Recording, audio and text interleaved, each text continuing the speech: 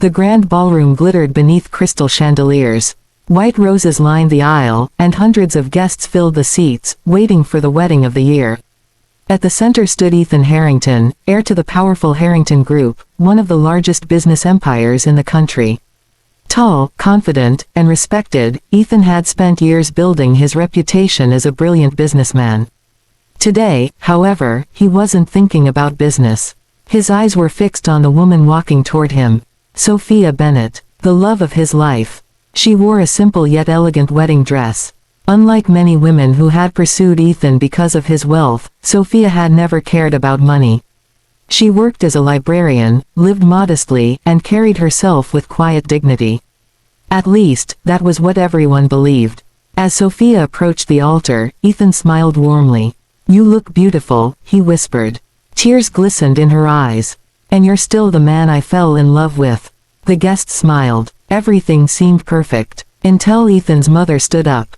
Victoria Harrington was known throughout the city for her sharp tongue and ruthless ambition. She had never approved of Sophia. To Victoria, Sophia was beneath the Harrington family. A nobody. A poor girl trying to climb into wealth. And today, she had finally reached her breaking point.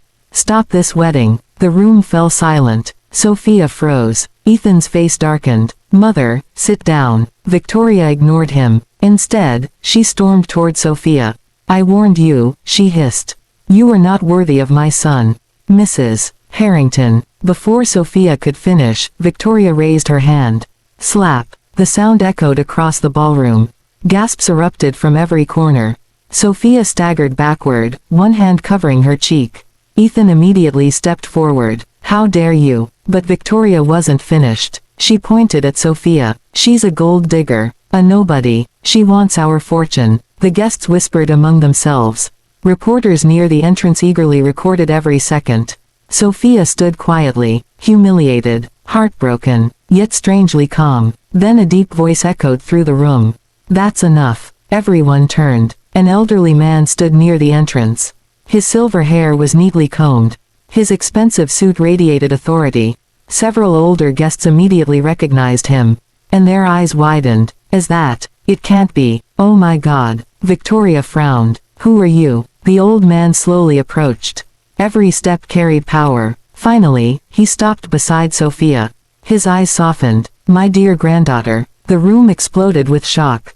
"Granddaughter." Victoria blinked. "What nonsense is this?" The man ignored her. Instead, he gently touched Sophia's shoulder. "I'm sorry I arrived late." Sophia smiled sadly. "You came." "Of course I did." The old man turned toward the crowd.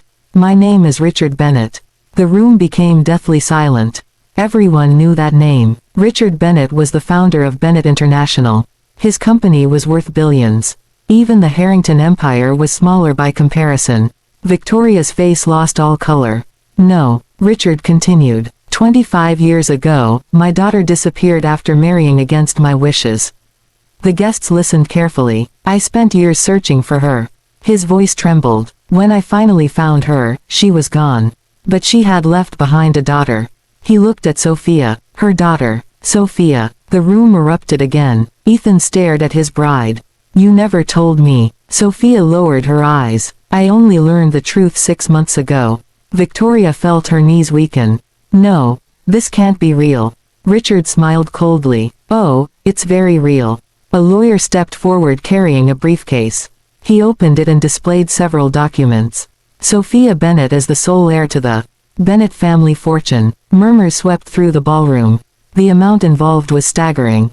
Billions. Properties across multiple countries. Investment firms. Luxury hotels. Entire corporations. Sophia wasn't marrying into wealth. She possessed even more wealth than the Harrington family. Victoria suddenly remembered every cruel word she had spoken. Every insult. Every humiliation. Every attempt to destroy the relationship. The realization hit like a truck. She had just slapped one of the richest women in the country. In front of witnesses, Ethan looked at Sophia with disbelief. "Were you ever going to tell me?" Sophia took his hand. "I wanted to know if you loved me for me. And now, I know." Ethan laughed softly. "You thought money mattered to me." She smiled through tears. "No." His expression grew serious. "But I wish you had trusted me." Sophia nodded. You're right. For a moment, neither spoke. Then Ethan kissed her forehead. We'll figure it out. The crowd sighed with relief. But Victoria remained frozen. The embarrassment was overwhelming. For decades she had measured people's value by wealth and status. Now her own prejudice had become public humiliation. She slowly approached Sophia. The entire room watched. Victoria had never apologized to anyone. Ever. Yet now she stood before the woman she had insulted. Her voice shook. Sophia. Sophia looked at her calmly. I'm sorry. The words seemed painful. I judged you without knowing you. Silence followed. Then Victoria added quietly, no, that's not true. Everyone listened. I judged you because I thought I knew exactly who you were. Tears appeared in her eyes. And I was wrong. For the first time, Sophia saw genuine regret. Not fear, not calculation, regret. Sophia touched her reddened cheek. The mark from the slap was still visible. Victoria looked at it and lowered her head. I have no excuse. Several seconds passed. Finally, Sophia spoke. My mother taught me something before she died. Victoria looked up. She said people reveal themselves most clearly when they believe someone has nothing to offer. The words struck deeply, because that was exactly what had happened. Victoria thought Sophia was poor, powerless, disposable, and had treated her accordingly. Sophia smiled gently, but she also taught me that forgiveness is stronger than revenge. Victoria's eyes filled with tears. You forgive me, not immediately. The honesty surprised everyone, but I'll try. Victoria nodded. It was more than she deserved. The wedding resumed. This time, however, the atmosphere had changed. The focus was no longer wealth or status, or family power. It was love. When the officiant asked Ethan if he accepted Sophia as his wife, his answer came instantly. I do. When Sophia was asked the same question, she smiled. I do. The guests erupted into applause. They exchanged rings, then shared their first kiss as husband and wife. Outside, photographers crowded the entrance.